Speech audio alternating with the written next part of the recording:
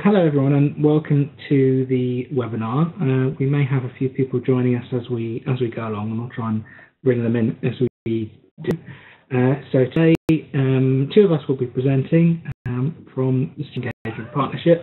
My name is Tobin Webb. I'm one of the consultants here, and also we'll be joined by Andy Speed via web link halfway through the session also.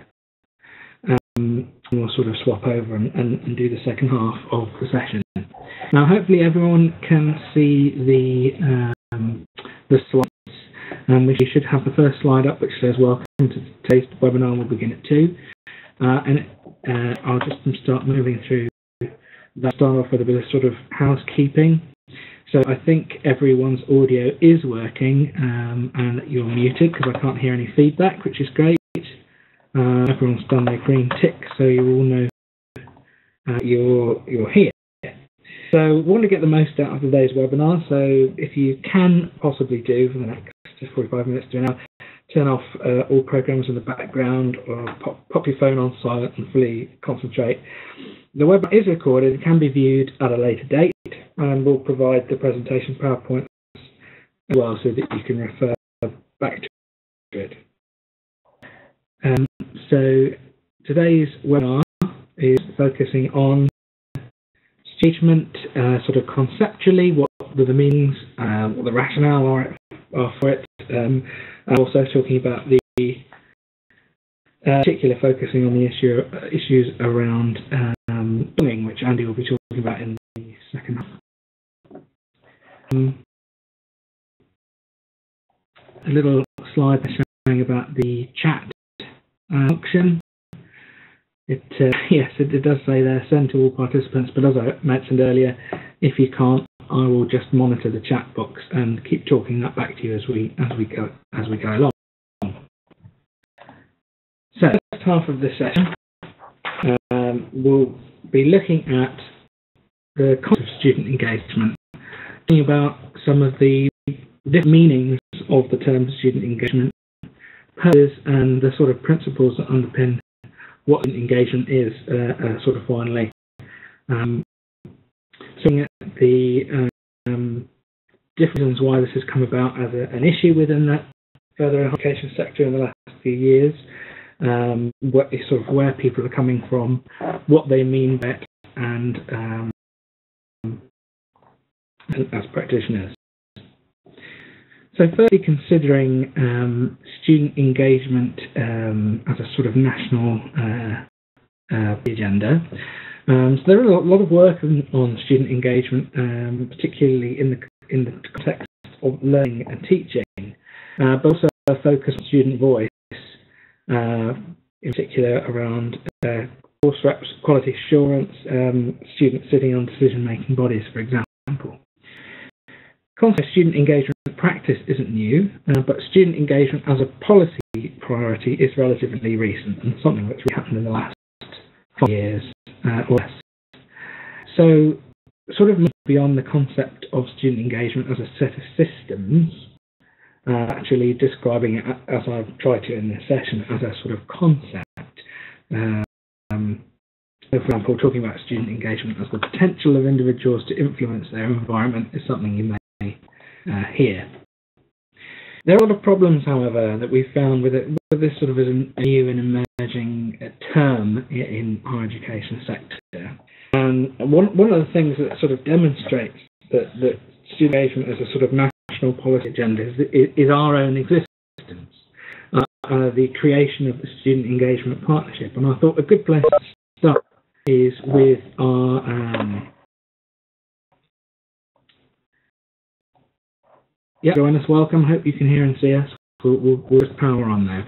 I also wanted to start by talking about. So this is it's the current one. I've done this presentation a few times. Our mission statement's changed a few times, but this is taken off our website. It says the Student Engagement Partnership supports, develops, and promotes student engagement activity in the higher education sector in England. We are a central resource for practitioners and institutions and coordinate the sharing of knowledge and practice relating to student engagement at a national level. We're housed and managed by NUS UK with funding from HEFCE, QAA, Guild HE and AOC, and many other acronyms besides. Now, one of the interesting things I think with that statement straight away is, hang on, what is student engagement anyway? And there are these challenges to it that we've been created to help support students to overcome. Is it therefore that we need to support? What is a student engagement practitioner? And anyway, is student engagement a good thing? What are the outcomes, motivations and purposes for it? I think really when dealing with student engagement, you need to start navigating your way through a sort of jargon minefield. When you read in terms of reports or papers or sort of sector articles on student engagement, you start coming across a lot of sort of jargon, and student engagement itself being one of them. Just throw a few out there on a words that have potentially many different meanings, and you use quite a lot. Student community, student centres, student-led, there's interest, transactional, communities, and then many different ways in which we try to describe or frame what a student is. So you'll see a lot of things talked about students as consumers, or students as consultants, students partners, stakeholders, change agents, producers, researchers, members. The list sort of goes on. Everyone sort of wants to try and frame the conversation around student engagement in a different way. And perhaps the reality actually lies in between. There's sort of competing perspectives on the rationale for student engagement, on what it's all about and what it's for, the different places that people are coming from, which are sort of represented on this slide through sort of life quotes that I've experienced whilst working here. So we've got first quote there, student engagement. Yes, we do that. We've got course reps. And so you've got sort of people who think, student engagement really is just about sticking a student on a committee, and that's sort of the be-all and end-all. Or you've got the context issue. So I've used the example of the college, but it could be it could be a discipline thing, for example. It could be a level of study thing. It could be saying, we don't really do student engagement because we're all postgrad researchers, and it's that's an undergrad thing. It doesn't matter. For example, so the third quote there represents the concept that engagement is about people turning up to stuff. In particular, the social aspect of things. So student union saying, well, we've put on all these events and no one turns up. Then you've got other people who think that student engagement is about student responsibility to engage with us. So there's a change, I think, in that perspective. There's also the people, and there are always these people everywhere that you go who want to measure student engagement with a numerical metric. So talking about we have student engagement because students turn up to our committees, and I can show you over the course of the year that we've had this many meetings and this many students moved up, which means engagement is good. I think there's a challenge in that perspective as well, and perhaps in some of the student perspectives as to what they want from engagement, and there's the challenge of students saying that they want more engagement because it's about value. Just a few little competing perspectives there. We try to define student engagement. There is a sort of going about this. So you can start with trying to look at the dictionary definition of engagement and say, well, here we go, this is the definition of engagement, and here's a nice handy little liner that says this is what student engagement is. The difficulty with that in this particular thing, when you're talking about something conceptual, it just ignores the way that the meaning of things is not always universal. In particular, in student engagement, I think that power relationships and different value frameworks and contexts all play in the way it's defined. Student engagement more than most, I think, just because it involves disrupting conventional power hierarchies. It's value driven and it happens across many different contexts. But we're not saying you shouldn't try and define engagement at all, because the difficulty of the other side of that is that without a definition, there isn't a shared framework for action. So with that one, you might end up going in opposite directions or around circles.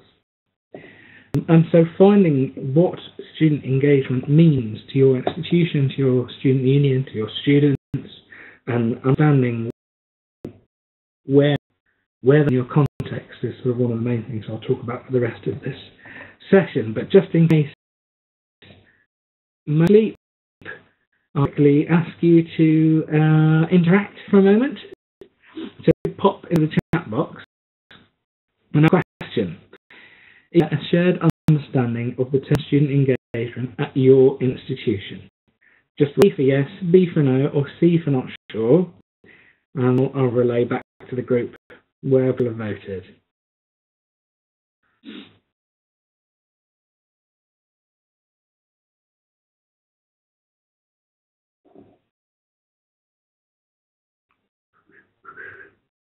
And so far, is everyone shared understanding of the term student engagement at your institution? A, B, or C? Yes, no, not sure.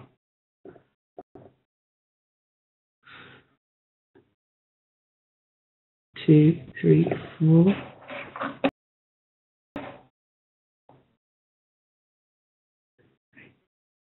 Okay. Well, that's most of you, so I'd like to move on. And I can say only one of you has said yes, where else is no or not sure. It would be interesting to know a little more from you, Joe, who said that you do have a shared understanding of the term student engagement. Perhaps chat with the online discussion later in this week about where that came from, how it was formed, and what does it mean. But that's an interesting one, isn't it? So, as a starting point, talking about a shared conceptual framework as to what we're talking about. I'm just going to give you a quick whistle-stop tour of a few things that are probably very useful to you to know about from the sort of national picture. So, definitions that you need to know about.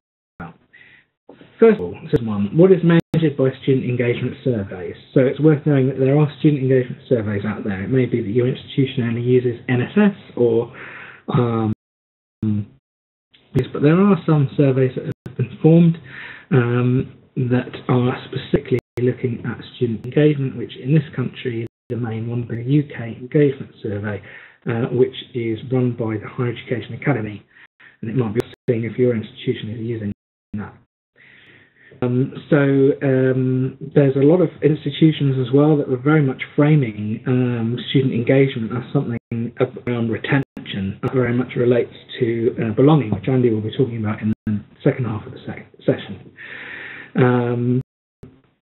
Framing student engagement very particularly around student feedback and representation, and there are some people who are just lifting their life from the quality code from QAA, which is not necessarily a bad thing, but that is one particular way of looking at student engagement in Chapter B5.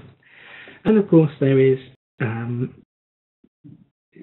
people for whom looking at teaching and learning, pedagogy and student engagement is actually their academic pursuit.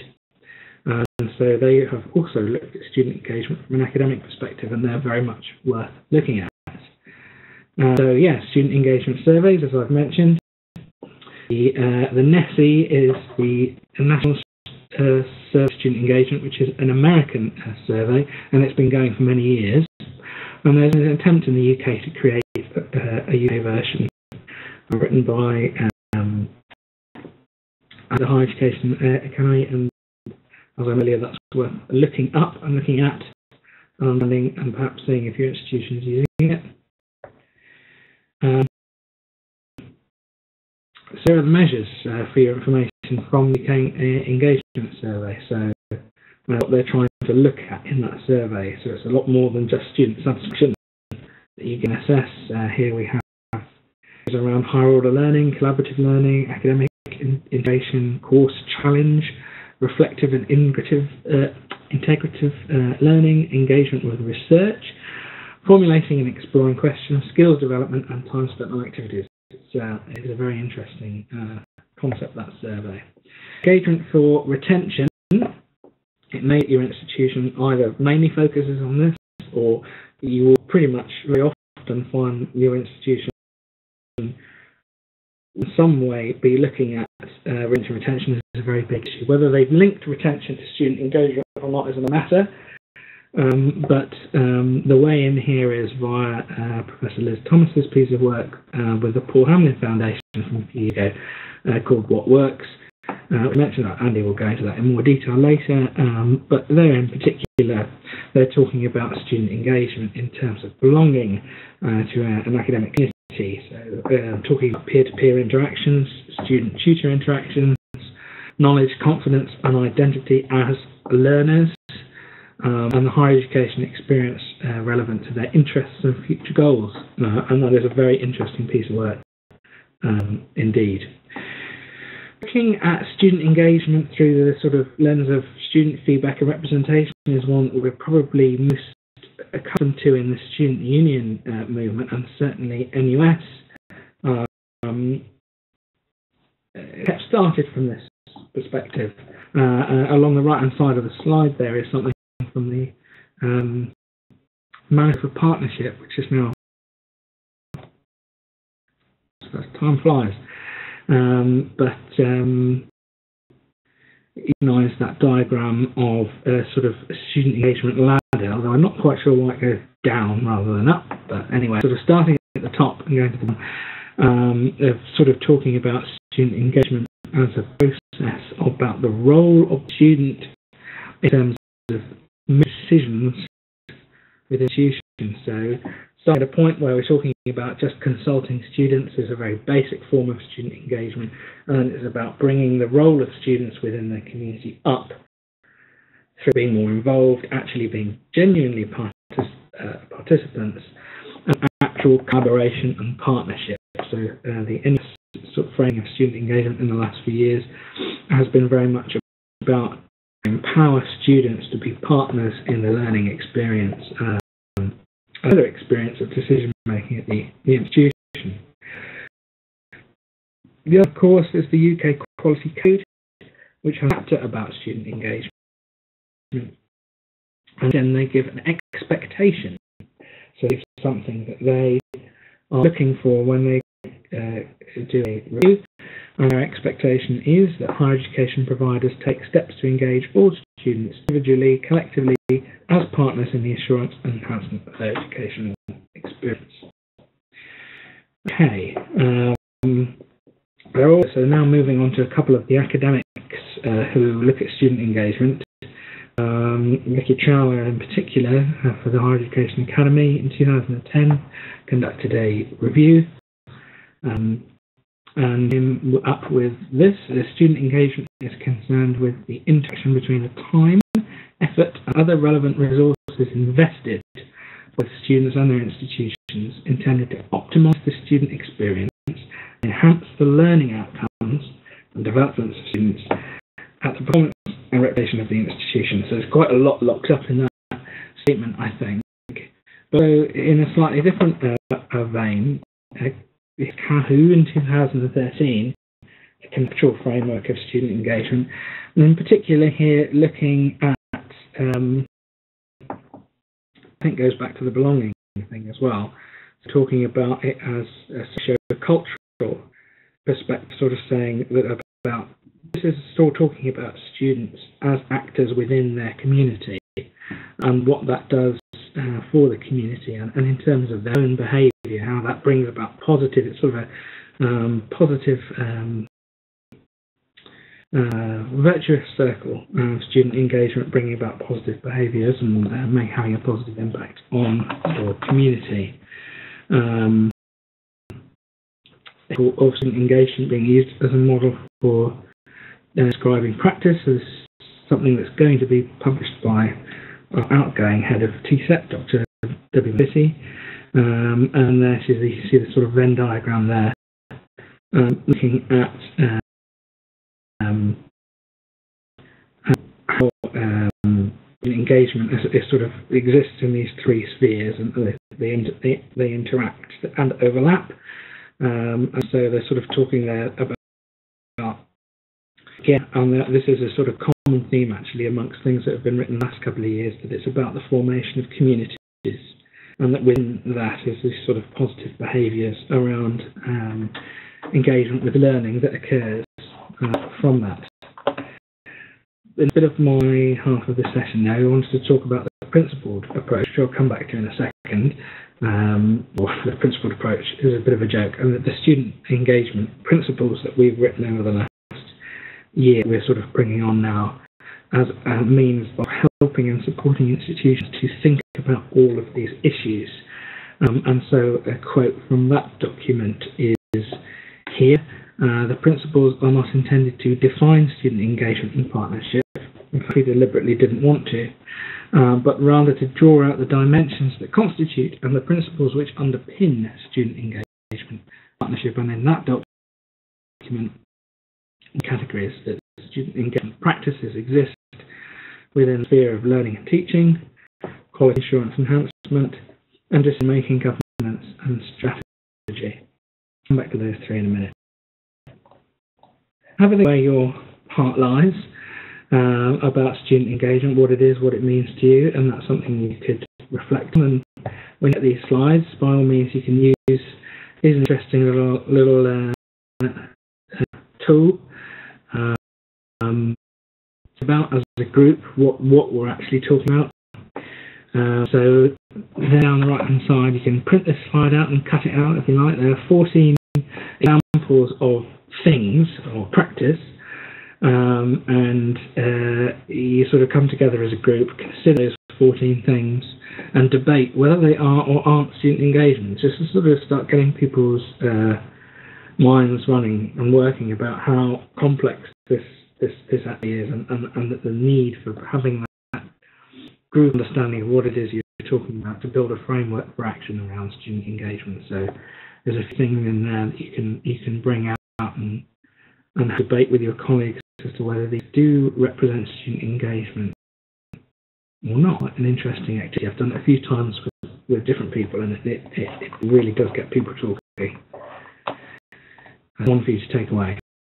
A bit for me to wrap up on talking about what we did over the last year about the principles of student engagement.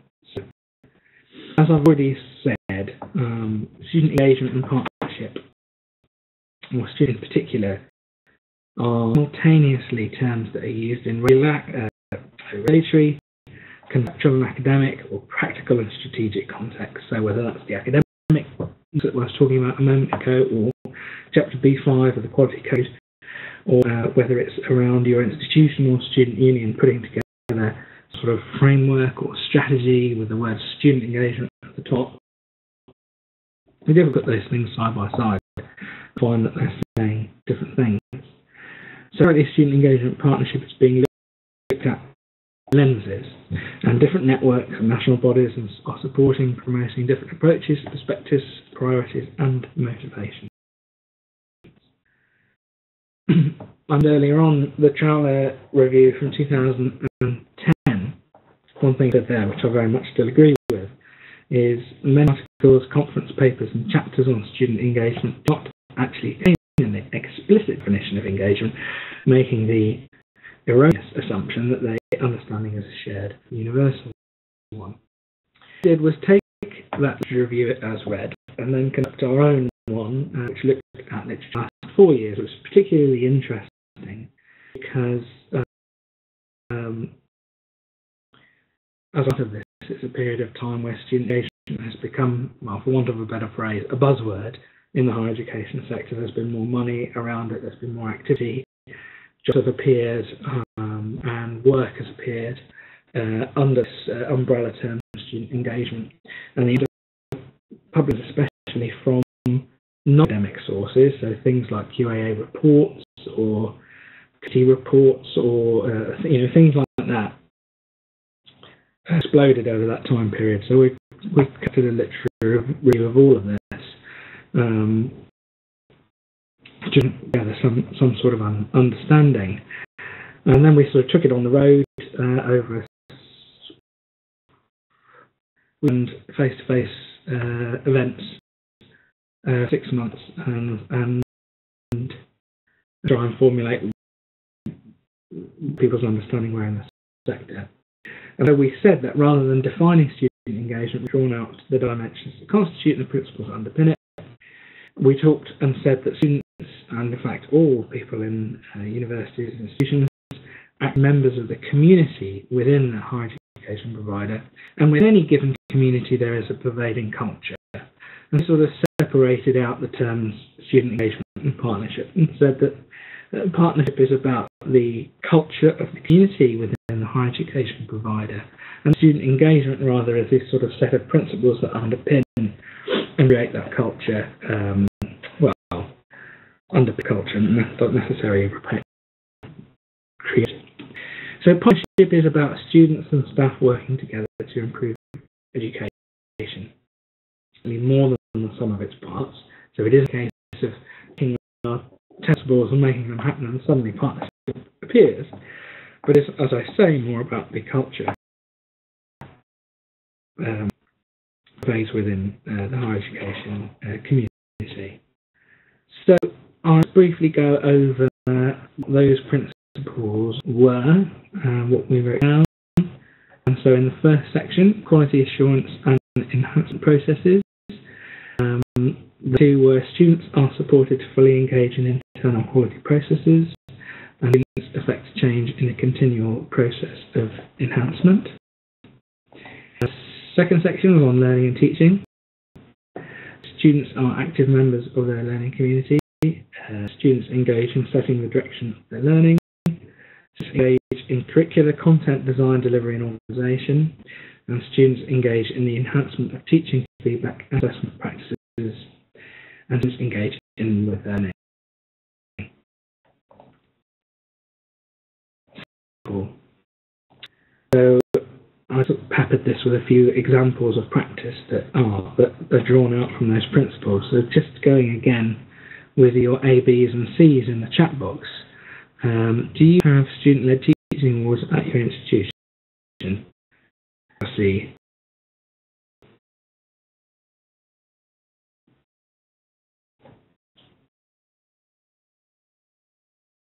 We've got a half and half. Half do, half don't.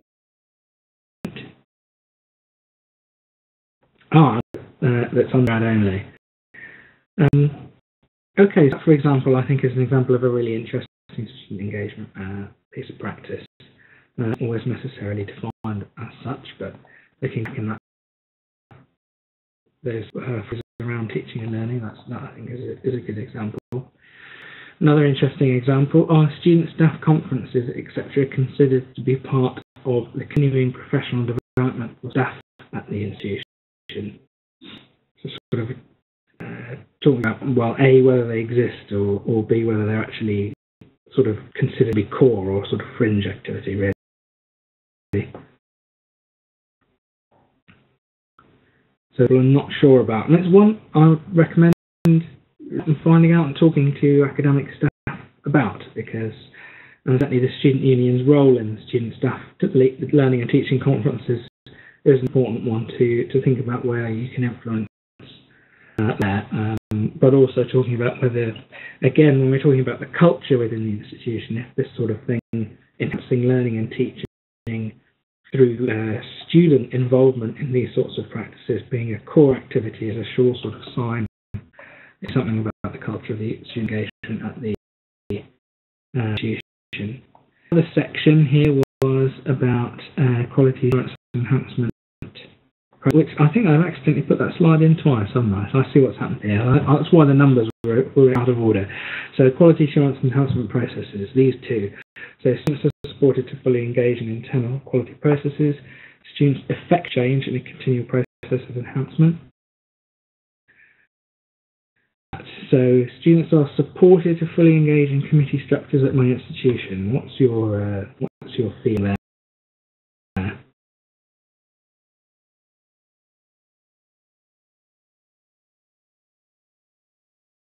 Here on this one, so that's definitely one to go away and think about and consider what within your role you can do around thinking if students are actually fully supported to fully engage, or are they there to tick a box, or thinking around, how are they actually empowered to give a student voice in that situation. Okay, I'm coming to the end, I promise. The last section was around decision-making, governance, and strategy, and the 3 statements within there were: students engage in the process of making decisions that affect them. Student engagement is given strategic leadership. I think that's very important. And students engage through effective student leaders and governors. So a question there for you to reflect. Student leaders, e.g. reps, are an essential part of the community at my institution.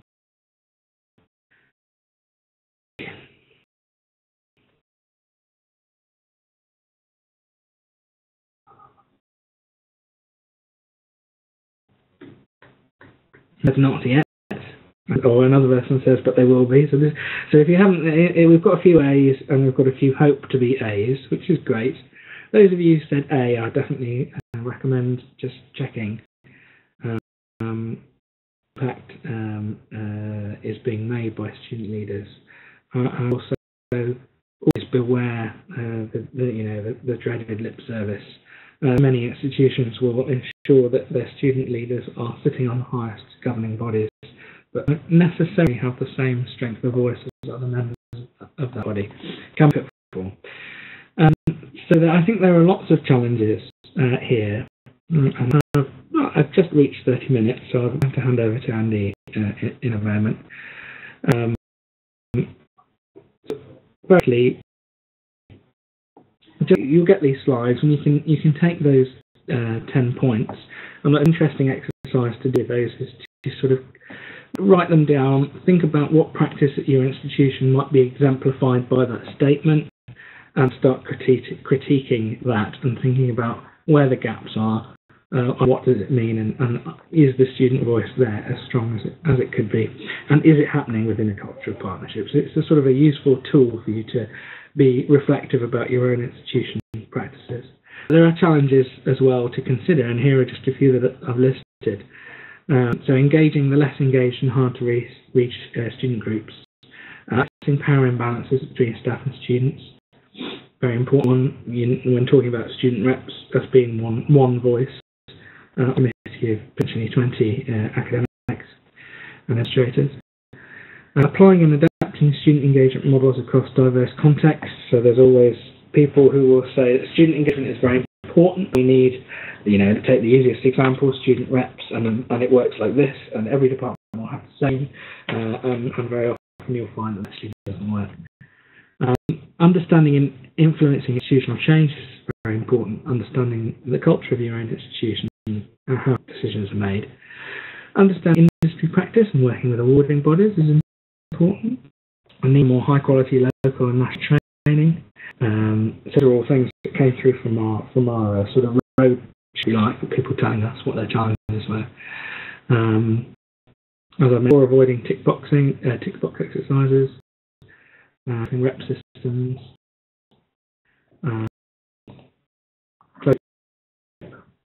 There's these slides, and you can read through these challenges. As I mentioned, I think that hopefully the principles are just a useful tool to start a conversation. Definitely not in themselves meant to be a framework or a tick box to say, well, if I've got these things, I've got student engagement. But they are hopefully something that you can use to start having your own conversations among staff, students, or staff and students. And if you wanted to get in touch with us, we can offer help and support with that. And so our email address. You can have time to reflect. Because we're running out of time and I've run over by 4 minutes. So I'm going to move along to Andy's session on belonging. But hopefully there's a lot of time, there's a lot of content there for you to really go away and reflect and think about. That you've got a discussion later this week. So for now, if I do this, I can move over to doing this. Hello. Type mute yours. Perfect. Okay, everyone. So just to check that you can hear me as you were hearing Tobin, if you could all just drop me a quick line just to let me know you're still with us.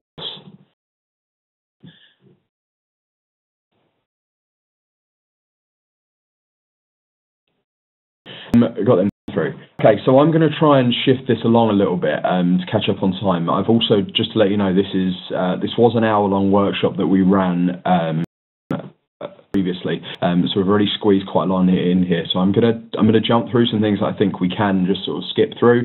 But if at any point it needs further explanation or anything, just raise your hand and I'll keep an eye on that and then ask a question. Okay, so if we start, let's see if I can remember how to start this presentation. Next 30 minutes or so, we'll try and speed that up, as I say. We're going to try and cover why belonging is crucial to student retention and success, the ways of nurturing a sense of belonging, the impact of induction activities on retention and success, and discuss the knowledge and skills gained by being members of leaders of societies. That's probably one of the parts we'll skip, but I'll leave you to think about that. And the benefits of academic societies and how you can support their development. I can sort of refer to a couple of times in his part. There was research undertaken a few years back, started in 2008, ran to 2012, which was the What Works project. It went through two iterations of research, with quite a lot of money spent on it to develop quite a robust base of research knowledge, to be able to understand how students belong, how that affects success, and how it affects retention. As they're on the screen, only 8% of students drop. The What Works project found that between 37 and 42% of students think about withdrawing from HE. So just because 8% do pull out, withdraw, there's still an awful lot there that have got concerns over that, and there's obviously that potential there for them to drop out. And their primary reasons for wanting to drop out were academic issues, feelings of isolation or not fitting in, and concerns about achieving future aspirations. So we're going to work through this and try and explain how to sort of break down. So the case for belonging, a term coined by this research, and it's essentially, as it's their feeling of being there and being able to contribute and interact and engage with their communities.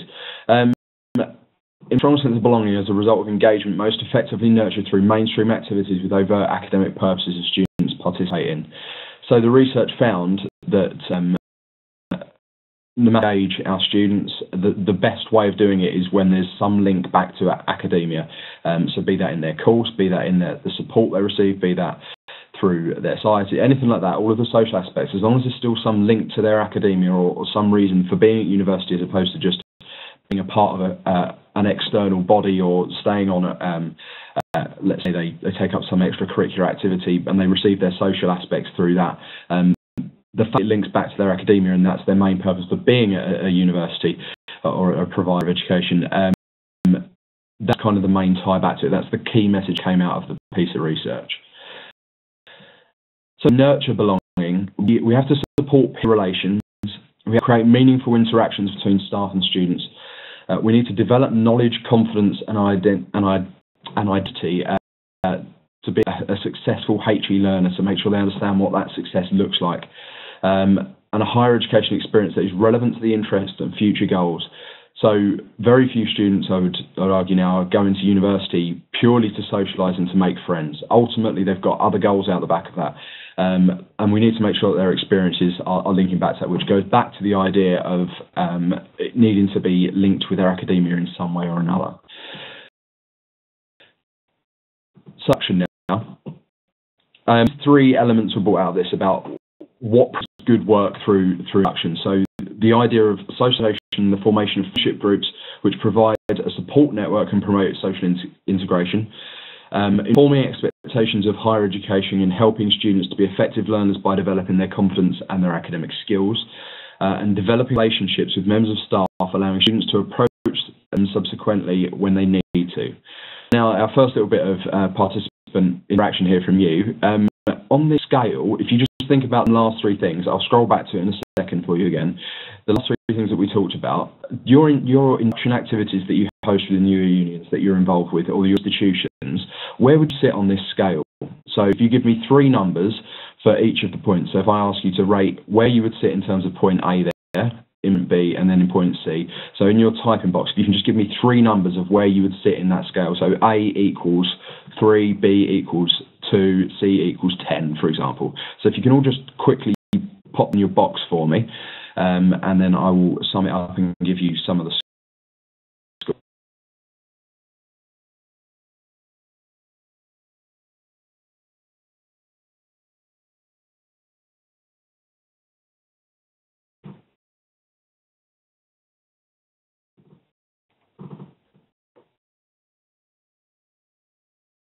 And hear me, because I've got a screen this end.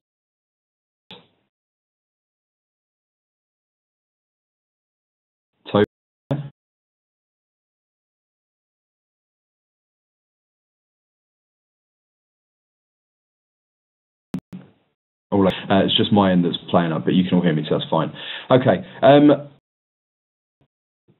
Great. Don't really seem to know in terms of that. That's fine, not a problem. This is a good exercise to undertake, just to sort of see as we talk about the research, and if you have a read of it, you'll see that these 3 points are kind of key. And as we go on, we'll talk about how you can engage that into your programs and things, or even get it onto a radar so that you can think: do your activities relate to these 3 things? Do they achieve these 3 things?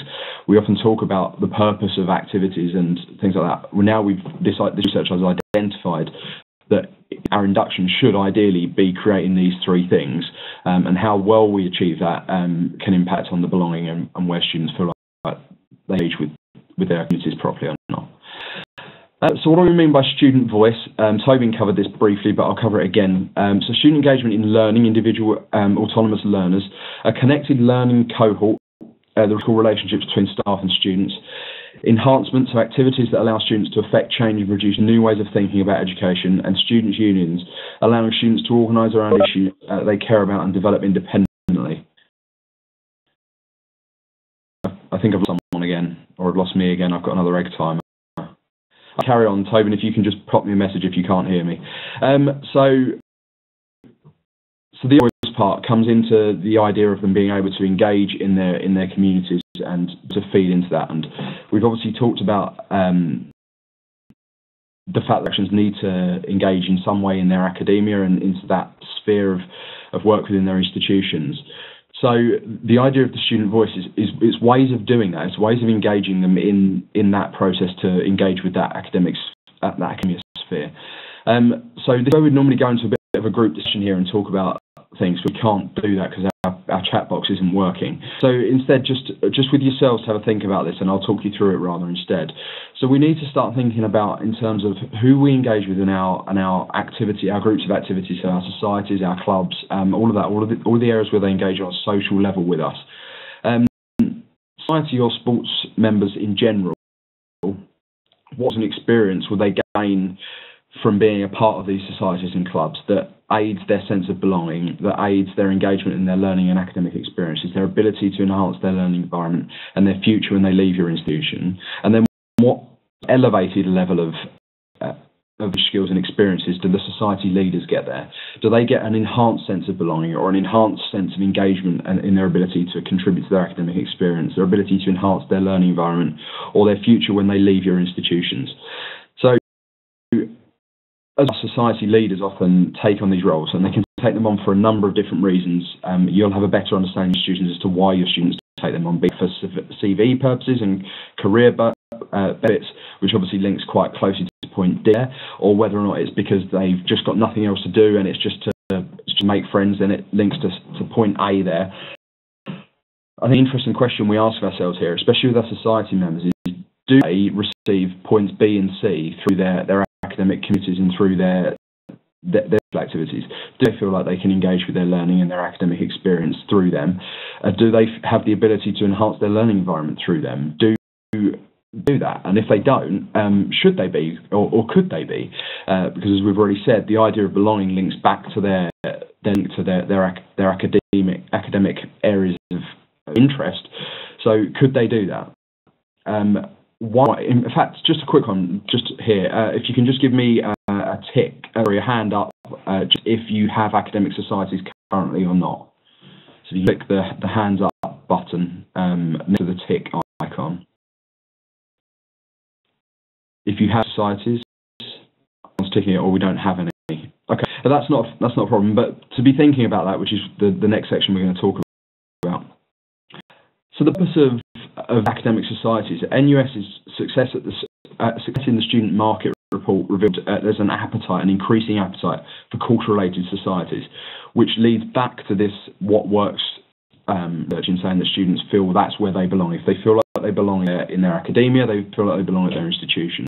It makes sense that they would want some level of social interaction with their academic studies, as well as that they interact within their classrooms. A student-led space where they can engage on a peer basis without the structure of the classroom and the ability to interact on a social element in their ability to belong and to feel like. I've just got a question from someone.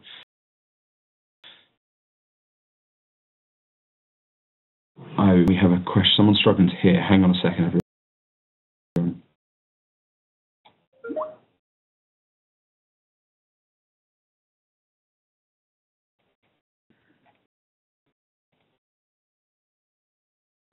Because someone else is dealing with that hopefully for us now. So the idea is it's a student space there. It's their opportunity to engage with that, which, if we go back a slide, links with the fact that they can engage with their learning and academic experiences, their ability to enhance their learning environment. Academic societies at Huddersfield, someone's just said, so they've got them, so that's good. That's great stuff. So you can look at this and see how this fits with this and how that works with the next slide that I'll show you. And so it's all about tapping into students who aren't representatives but want to organise around their course and enhance their experience. So we'll talk about, or I guess we all talk about, the idea of reps and getting students involved in representation, holding representative roles, and doing specific engagement activities that we've designed as a way of letting them engage with us and interact with our process and the institution's processes. The academic society is the idea that students want to in their academia and their courses, but they may not want to engage in a representative process. They still want their course to be good, and they still want all of their services and their real to be good. So it's tapping into the idea that they want to contribute to this, they want to engage in their academic communities, but they may not want to engage in a representative process. So we let them organise around an academic society, create social function they're more at ease to engage with, and that they can relate to better, and that helps them do and feel like they belong. So also academic societies, if you haven't got them, and also if you have got them, ways of sort of enhancing them. So talk to education officers. I doubt very much that in most institutions that the officer in charge of academic stuff or education has had a conversation with the officer in charge of activities and societies and things about how they can work together on tying in representation and students having fun. I very much doubt that's been happy. If it has, it's probably more on the lines of career development and personal development stuff. So work with them and get them to have a chat and see if there's some way that it can work. If you academic societies, work with them already. If not, talk with the institution and culture-related volunteering opportunities for students. See if they can help with creative communities. It's to their benefit as well. Links with sports teams and organising intramural leagues. Consider the support of academic staff and involvement, associate members, invited guests, that sort of thing. So how can these staff members that lead stuff in the classroom also get involved on the social element and sort of enrich these programs and things like that? Links with career services, supported to tailored employability events. Consider and support alumni involvement, and encouraging the presence within departments as well. So getting them to back these and often find some money for them, maybe to help support or to even just support them in terms of rooms and these types of things. Supporting academic societies. Coming to the end now, as I said, I've tried to get through this quite quickly for you. So supporting societies to identify their unique selling points and opportunities to communicate with students. So how can these societies engage in their messages that we were talking about before, engaging students in developing their communities and taking on elements of the representative role that we've otherwise given to individuals previously. Work with your education officer to amplify with your academic societies, share good practice within your institution, to get the education officer or your academic affairs officer or whatever they're called to really sort of sell the idea of these and students engaging on this social basis rather than just the individuals that have sat in the room, we've probably fought for ages to say it's just our reps that you need to be engaging with. You need them. We need these rep systems to work. Now it's about saying we've got students engaged in other ways. How do we feed into this? How do we on the stuff that they've got to say and all of the good things that they need to say and their ideas and feed them into things. Support the society and committee members with problem solving to get censorship back. So to let them start feeling like they own part of this. So it's not. It doesn't just become a social aspect. They see some other reason to take part in this. Connect staff and resources in the institution to help take activities they've identified. So if that's a specific, let's say, trips, or if it's sort of campaigns, or if it's you just want to do, see if there's some way that the departments can source and resource that for you to help them work through things, and you work with them on helping them identify that. The stuff that you would normally teach to your academic reps, let's say, you might need to start teaching to your society reps in their training and stuff, or elements of it to help them and enable them to engage on the levels that we want them to. At the end of the day, our society members are more likely to talk openly in a social format than they are to, say, answer one of our poll that one of our course reps has asked. How many times have we heard a course rep say, well, I've asked them a question, but they've given me anything. They're not lying to me, that everything must be okay, or I just can't get them to talk to me. I guarantee you, in their social context, and they're sitting around talking to each other, they're not just talking about the stuff they love, they're talking about the stuff they don't like, and how do we get that to feed into these other processes? Certainly work with the education officer to make links with the institutional peer learning schemes, if there are any, and study skills support, and see how that can tie into this, and how the sort of the blended learning elements of your institution can work with the social aspects. Don't triangulate that with everything. So we've got our rep systems, we've got our social aspects, we've got our institutions. How many times do we just keep them relationships linear or via each other? If there's any way of triangulating them relationships and information comes around, then that's really useful to us. Bringing together academic societies and representative systems, as I've sort of been alluding to. So how academic societies and representation systems work together. I've been in the movement for quite a while now, and I know for a number of years we've sat around and said, how do we keep our societies and our people that sit as our chairs of societies being seen as our representatives for X subject in this institution? How do we do that? This is more looking at the other way of how we can engage our reps and our societies in the same thing. Why we would separate them out, I don't know. But let's just talk through them quickly. So a rep might sit on the academic societies committee, for example. Might have a held spot there for them. Academic reps attend committee meetings, but on committee, so they're not a member of it, but they just attend. The society president sits on staff-student committees, or where they are with the academic rep, not instead of.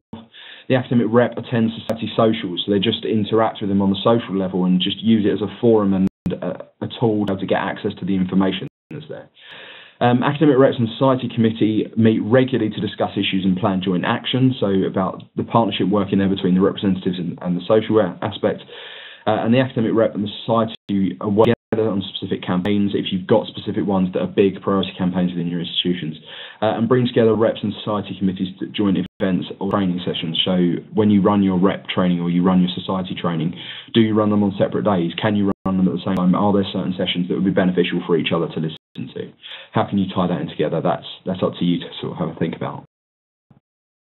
I've tried to run through that and catch up on some of our time, but any questions, feel free to either write them in the box now or to send them across to that email address, and I'm sure you'll also have a good discussion about this when you go into your group starting on Friday, I believe it is. I could be corrected there. So thank you very much. I will hand back to Tobin if he wants to take back control of the reins.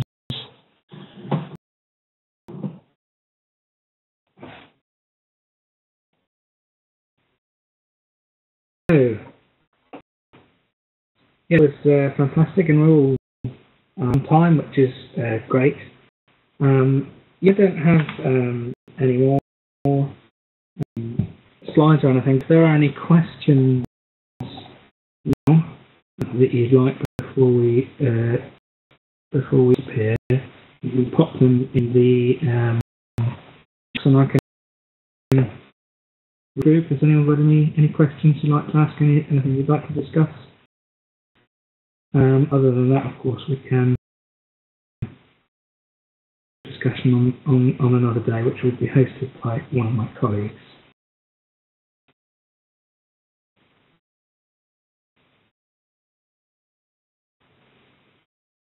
Okay, well, no questions pop up by the look of things. That's disappearing. Okay, so thank you all for participating. I hope it was useful. We will be sending the slides around and also a recording of the session.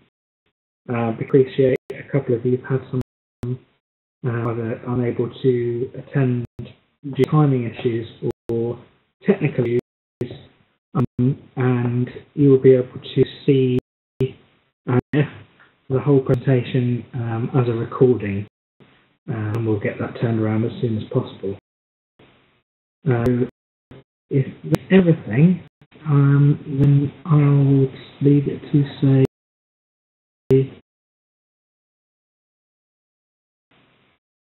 and